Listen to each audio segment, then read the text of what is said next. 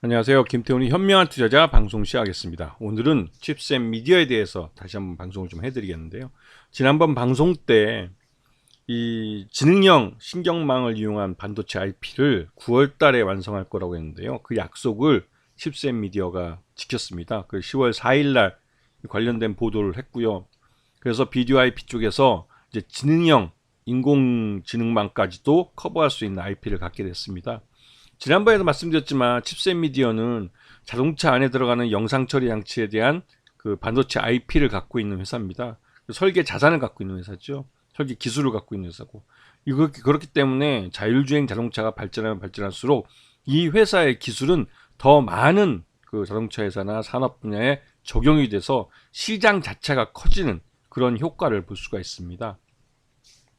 요번에 이 칩셋 미디어가 시장에서 이슈가 된 것은 이 NPU 인공신경망 연산으로 머신러닝을 최적화한 프로세서를 즉 IP를 개발한다는 것에 의미가 있는 건데요.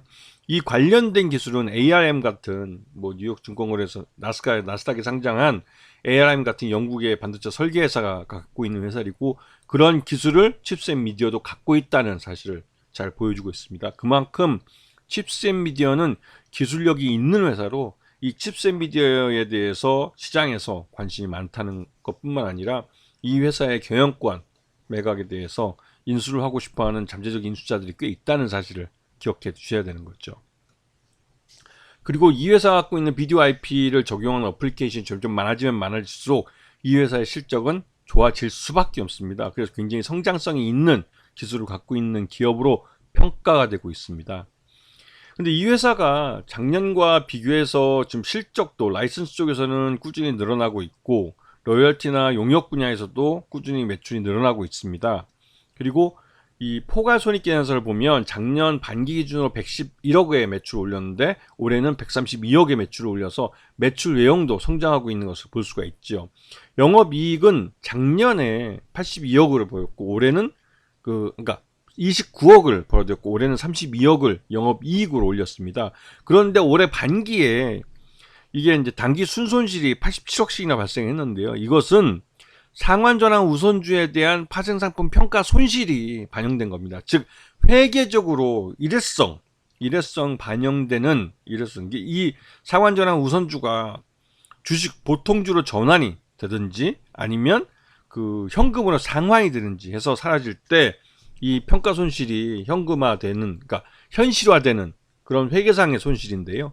그렇기 때문에 당장 이만큼의 돈이 회사 밖으로 유출되거나 하는 것은 아닙니다. 그렇기 때문에 크게 놀라실 필요는 없고요. 다만 이제 상환전환 우선주를 누가 갖고 있느냐가 중요한데 이 상환전환 우선주를 최대주 쪽에서 갖고 있습니다.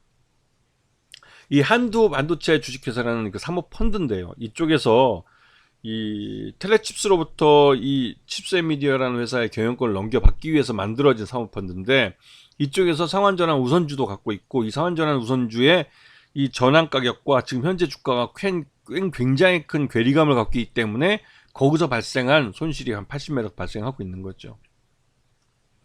자, 칩셋 미디어가 요번에 고화질 영상 전용 NPU를 개발함으로 해서 이 회사는 자율주행 관련된 그 기술을 보유하고 싶어하는 그런 자동차 완성차 업체들이나 이런 쪽에서 굉장히 큰 러브콜을 받게 됐습니다. 말 그대로 비싸게 팔아먹을 수 있는 기회를 갖게 된 거죠. 지난 1분기까지만 해도 이 칩셋 미디어의 적정 주가는 33,000원 정도로 평가됐습니다. 요번에 이 NPU 관련 IP를 확보하게 됨으로 해서 이 회사의 기업 가치는 더 올라가게 됐죠. 물론 이 회사가 지금 그 상환전환 우선주로 인해서 회계적으로는 손실이 발생한다 할지라도 이 회사가 보유하고 있는 기술 자산이 굉장히 가치가 있기 때문에 이 회사의 기업 가치는 올라갔다고 보는 게 맞습니다. 특히나 올 하반기에 현대차가 이 3단계 자율주행 자동차를 상업화하겠다고 선언을 했기 때문에 더더욱 자율주행 관련된 기술을 갖고 있는 업체들에 대한 시장의 관심이 굉장히 많은 겁니다. 그래서 시장이 폭락할 때도 이 칩셋 미디어는 꿋꿋하게 플러스를 나타내고 있는 것이죠. 이 회사가 개발한 NPU는 굉장히 의미 있고 자산 가치가 있는 기술입니다. 자, 아시겠죠? 자, 오늘 방송 여기서 마치겠습니다. 감사합니다.